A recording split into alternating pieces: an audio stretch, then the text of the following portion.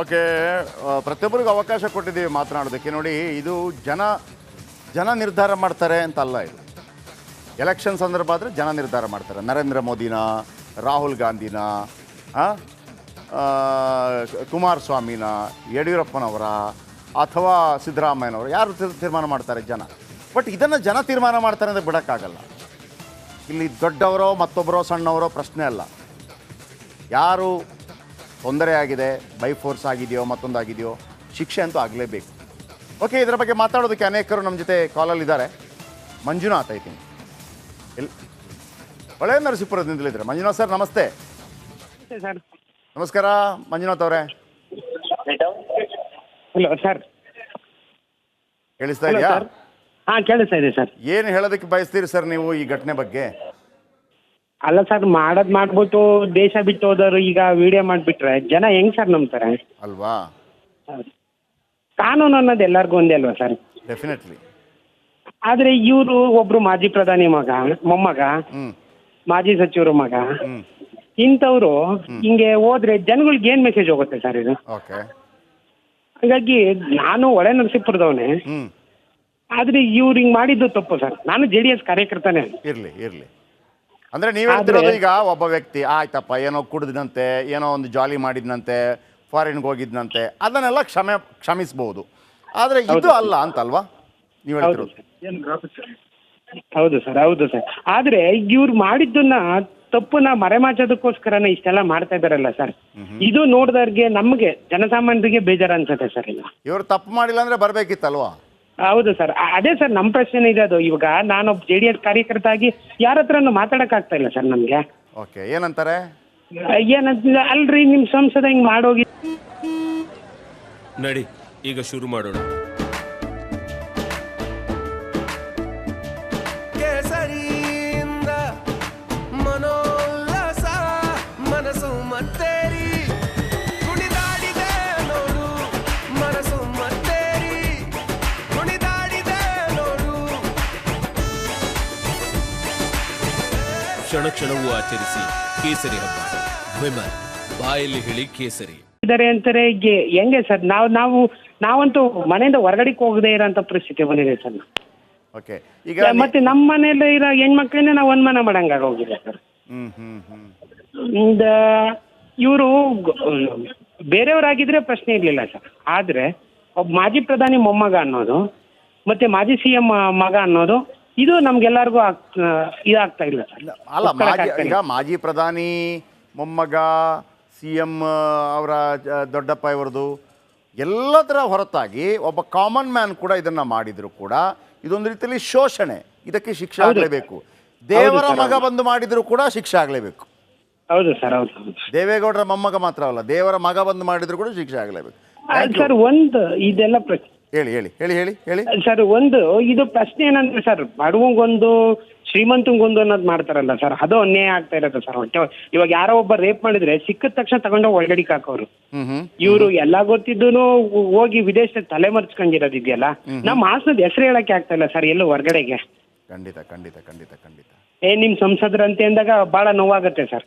ಕೆಲಸ ಮಾಡಿದ್ದಾರೆ ಸರ್, ತಂದೆ ಮಗ ಕೆಲಸ ಮಾಡಿದ್ದಾರೆ.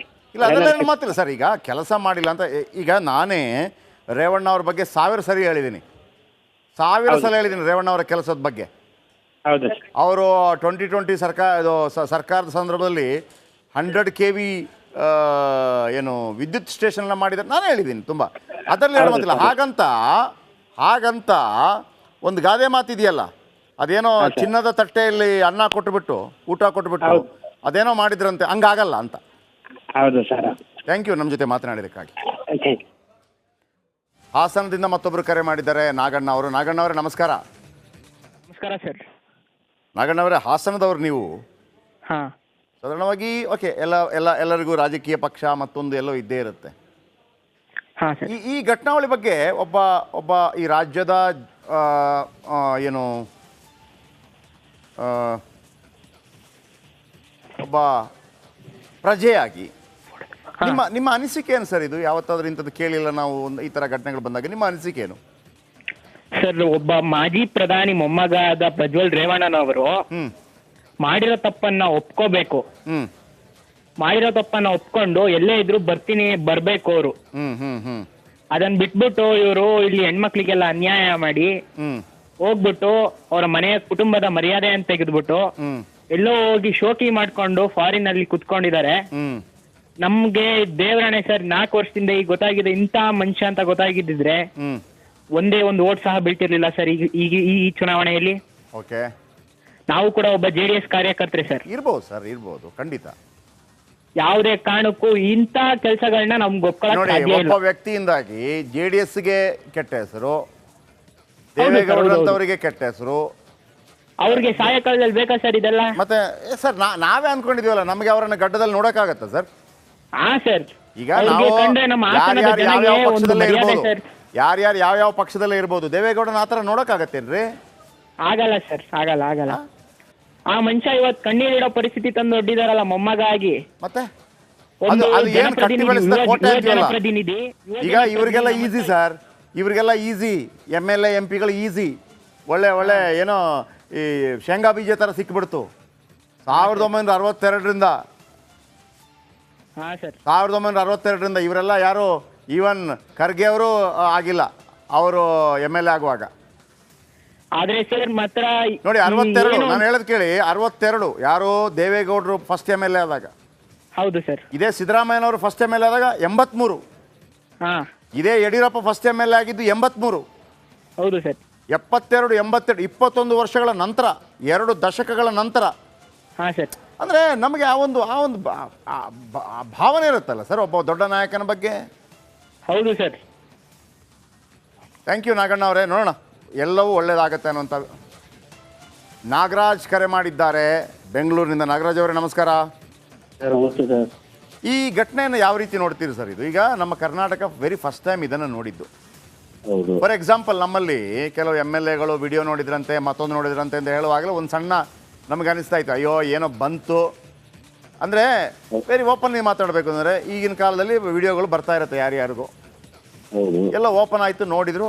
ಆದರೂ ನಮಗೊಂದು ಕ್ಷಮೆ ಇರುತ್ತೆ, ಏನೋ ತಪ್ಪಿ ನೋಡಿದ್ರಪ್ಪ, ಏನು ಸ್ವಲ್ಪ ಲೆಕ್ಕಕ್ಕಿಂತ ಜಾಸ್ತಿ ಮಾಡ್ತಾ ಇದ್ದಾರೆ ಇವರೆಲ್ಲ ಅಂತ ಅನಿಸ್ಬೋದು. ಮೀಡಿಯಾದ ಬಗ್ಗೆ ಕೂಡ ಅನಿಸ್ಬೋದು ನಿಮಗೆ. ಆದರೆ ಇದು ಹಾಗಲ್ಲ ಅಂತ ನಿಮ್ಮ ಒಟ್ಟಾರೆ ಅಭಿಪ್ರಾಯ ಏನು ಸರ್? ಇವಾಗ ಪ್ರಜ್ವಲ್ ರೇವಣ್ಣ, ಮಾಜಿ ಪ್ರಧಾನಿ ಮೊಮ್ಮಗ ಆಗಿರ್ಬೋದು, ರೇವಣ್ಣರಾಗಿರ್ಬೋದು, ಕುಮಾರಣ್ಣರಾಗಿರ್ಬೋದು, ಹಾಂ, ಯಾರೇ ಆದ್ರೂ ಮಗನ್ ಈ ತರ ಮಾಡೋಂತ ಯಾರು ಹೇಳಿರಲ್ಲ. ಕರೆಕ್ಟ್. ಒಂದ್ ವೇಳೆ ಮಾಡಿದಾರ ಬಿಟ್ಟಿದಾರ ಗೊತ್ತಿಲ್ಲ. ಅದು ಓಕೆ. ನಮ್ ಜನ ಏನಂತಾರೆ ಗೊತ್ತಾ, ಇತ್ತೀಚ ಅವ್ರ ಕಂಟ್ರೋಲ್ ಇತ್ತು, ಒಳನರಸೀಪುರ ಎಲ್ಲ ಇಲಾಖೆ ಅಂತ ಹೇಳ್ತಾರಲ್ಲ, ಹಾಂ, ಅವರು ಸ್ಟಾರ್ಟಿಂಗ್ MP ಅರ್ಥದಿಂದಾನೇ ಇವ್ರು ಹೇಳ್ಬೋದತ್ತಲ್ಲ, ಒಂದ್ ಮಾಧ್ಯಮಕ್ಕೋ ಮತ್ತೊಂದು ಈ ತರ ಇದೆ, ಈ ತರ ಮಾಡ್ತಾರೆ ರೇವಣ್ಣರು, ಪ್ರಜ್ವಲರು, ಅಧಿಕಾರಿಗಳೆಲ್ಲ ಕೈವಸ ಆಗಿದ್ದಾರೆ, ಅವ್ರ ಕೈವಸ ಆಗಿದ್ದಾರೆ ಕರೆಕ್ಟ್ ಅಂತ ಹೇಳ್ಬೋದಲ್ಲ ಸರ್. ಈಗ ಅವ್ರು ಮಾಡಿದಾರ ಬಿಟ್ಟಿದಾರೆ ಸೆಕೆಂಡ್ರಿ, ಅದು ತನಿಖೆ ಇದೆ, ಅದರಿಂದ ಮುಕ್ತ ಆಗ್ತಾರೆ. ಅವ್ರು ಇವಾಗ ಒಳಗಡೆ ಹೋದಾಗ ಅವ್ರ ಮೇಲೆ ಅವ್ರು ಮಾಡಿದಾರ ಬಿಟ್ಟಿದಾರ ಅದು ಗೊತ್ತಿಲ್ಲ. ಈಗ ನಾವು ಅದನ್ನ ಹೇಳೋದು, ಈಗ ಮಾಡಿದಾರ ಬಿಟ್ಟಿದಾರ, ಇವರಿಗೆ ಭಯ ಇಲ್ಲ ಅಂತಂದ್ರೆ ಬನ್ರಿ ನಾನು ಬರ್ತೀನಿ ಅದಕ್ಕೇನ್ರಿ ಅಂತ ಬರಲ್ವಾ? ಬರ್ಬೇಕಾಯ್ತು, ಬಂದಿಲ್ಲ, ಈಗ ಬರ್ತೀನಿ ಅಂತ ಒಪ್ಕೊಂಡಿದಾರಲ್ಲ. ಹೌದು. ಈಗ ಈ ಜನ ಹೇಳ್ತಾರಲ್ಲ, ಇವಾಗ ಇದೇನೋ ಹಳ್ಳಕ್ ಬಿದ್ದಾಗ ಆಳ್ಗೋನೊಂದ್ ಕಲ್ಲು ಅಂತಾರೆ. ಫಸ್ಟ್ ಹೇಳ್ಬಾರ್ದಲ್ಲ, ನಮ್ಮ ಇದ್ರಲ್ಲಿ ವಿಧಾನಸೌಧದಲ್ಲಿ ಈ ತರ ಎಲ್ಲ ಇಲಾಖೆಯಲ್ಲೂ ಅವ್ರ ಹೆಂಡವ್ರ ನಮ್ಗೆ ಏನು ಕೆಲಸ ಅಂತ ಮುಂದೇನು ಯಾಕೆ ಹೇಳಿಲ್ಲ ಸರ್? ಮಾಧ್ಯಮ ಕಾಲಿ ಎಲ್ಗಾರು ಹೇಳ್ಬೋದಾಯ್ತಲ್ಲ. ಈಗ ಸುಮ್ನೆ ಎಲ್ಲ ಒಂದೊಂದು ಮಾತಾಡಿದ್ರೆ ಮೊಮ್ಮಗ ಅವ್ರೇನ್ ಕೈ ಹಿಡಿದು ಹೇಳಿದ್ರ ಕೆಟ್ಟ ಬದುಕಲ್ಲಿ ನೀನ್ ಹೋಗಪ್ಪ ಈ ತರ ಅಂತ ಯಾವ ತಂದೆ ತಾಯಿ ತಾತ ಆದ್ರೂ ಹೇಳಲ್ಲ. ಏನೋ ಅದು ಮಾಡಿದಾರ ಬಿಟ್ಟಿದಾರೆ ಅದಕ್ಕೆ ಬರ್ತೀನಿ ಅಂತ ಅಂದ್ಮೇಲೆ ಬರ್ತಾರೆ, ಏನು ಮಾಡಕ್ಕಾಗಲ್ಲ. ಅದು ಸತ್ಯತೆ ಏನಿದೆ ಅಂತ SIT ಇದೆ, ಅದೇನಾಗುತ್ತೆ ಅಂತ. ಎಸ್ ನಾಗರಾಜ್ ಅವರೇ, ಥ್ಯಾಂಕ್ ಯು ನಮ್ಮ ಜೊತೆ ಮಾತನಾಡೋದಕ್ಕಾಗಿ. ಓಕೆ, ಇವತ್ತು ನೋಡಿ ಒಂದು ಡೌಟ್ಗಳು ಬರ್ತಾ ಇದೆ. ಪಾಸ್ಪೋರ್ಟ್ ರದ್ದಾಗುತ್ತೆ ಅಂತ ವಿಡಿಯೋ ಬಿಟ್ರಾ ಅಂದರೆ 2 ದಿವಸ ಬರ್ತೀನಿ, ಅಥವಾ ಇದು ಮತ್ತೊಮ್ಮೆ ಕಾಗೆ ಆರಿಸೋದಾ? ಕೆಲವು ಡೌಟ್ಗಳು ಬರ್ತಾ ಇದೆ. ಯಾಕಂದರೆ ಪಾಸ್ಪೋರ್ಟ್ ರದ್ದಾದರೆ ಮುಗೀತು ಕತೆ.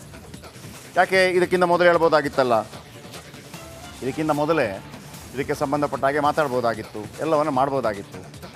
ಅದಾಗ್ತಿಲ್ಲ. 31 ದಿನಗಳ ಅವಕಾಶ ಬೇಕಿತ್ತ? ದೇವೇಗೌಡರು ಪತ್ರ ಬರೆಯೋಂಗಾಗೋಯ್ತು. ಸೊ ಇದನ್ನೆಲ್ಲ ಗಮನಿಸಿದಾಗ ಇದರ ಹಿಂದೆ ಕೂಡ ಏನಾದರೂ ಒಂದು ನಾಟಕ ಡ್ರಾಮಾ ಆಗ್ತಾ ಇದೆಯಾ ಅನ್ನೋಂಥ ಅನುಮಾನಗಳು ಕಾಡ್ತಾ ಇದೆ. ಯಾಕಂದರೆ ಯಾರೂ ನಂಬಲಿಕ್ಕೆ ರೆಡಿ ಇಲ್ಲ.